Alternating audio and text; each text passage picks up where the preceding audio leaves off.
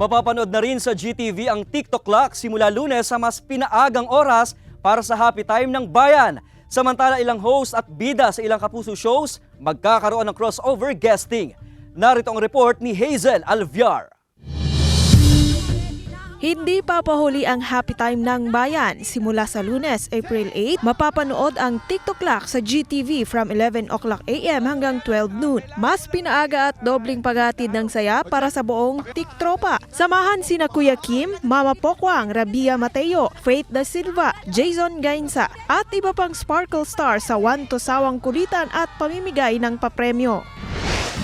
Bago pa man ang guesting ni Dingdong Dante sa linggo sa Bubble Gang, mapapanood na mamayang gabi 9:35 PM ang guesting ni Michael V sa Amazing Earth. Guest din si Kapuso host Boy Abunda sa Pipito Manaloto sa Sabado. May crossover din sa linggo sina Buboy Villar at Kokoy De Santos sa The Bubay and Tekla Show o T-Bats. Habang ang mga host ito na sina Bubay at Tekla ay may guesting din sa Family Feud sa Martes. Panoorin ang pagsasama-sama ng best time ever shows na Amazing Earth, Pipito Manaloto, Bubble Gang, T-Bats, Fast Talk with Boy Abunda at Family Feud sa GMA.